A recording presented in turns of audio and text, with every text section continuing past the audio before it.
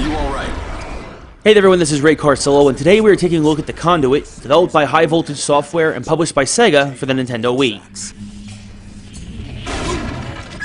Remember, you'll have a... You play as Michael Ford, a special agent for the United States government who has been tasked by your handler, simply known as John Adams, to track down and capture an international terrorist known as Prometheus, who is working on weapons the likes of which have never been known in a plot against the United States.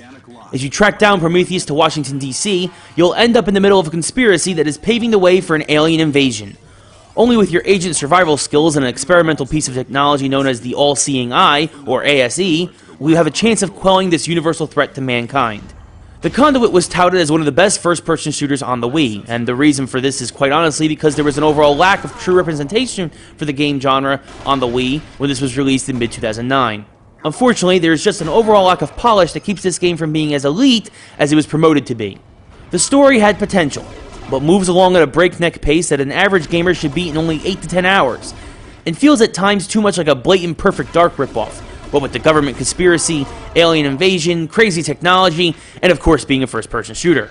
Not to mention the graphics that were supposed to really show what the Wii could do were unimpressive at best, and looked like something from a couple generations ago.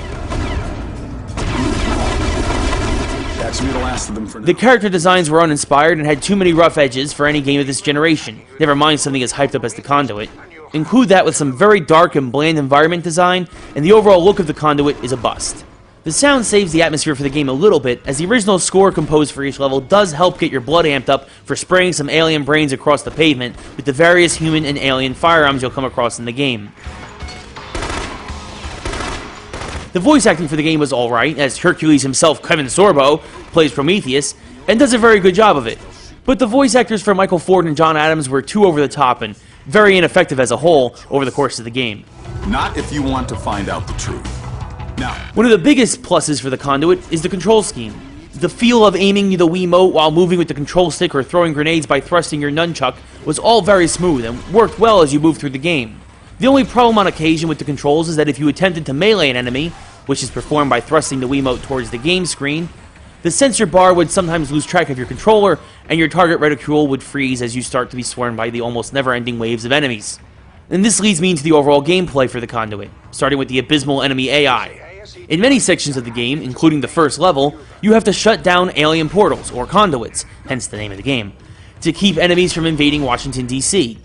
This also gave the developers an excuse to just keep throwing enemies at you, and instead of having a decent AI, rely on overwhelming numbers to try to give you a challenge.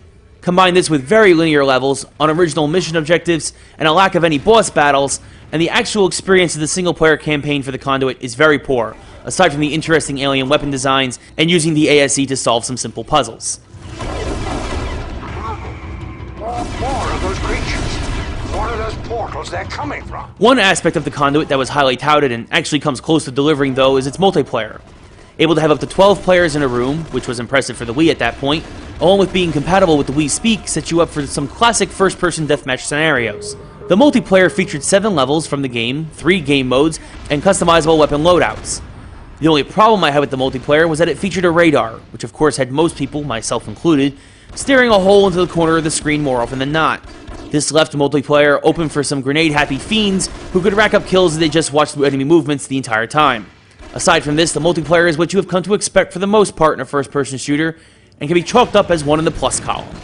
So overall, the Conduit feels like something that just needed a lot more polish and creativity to really put it into that upper echelon of shooters.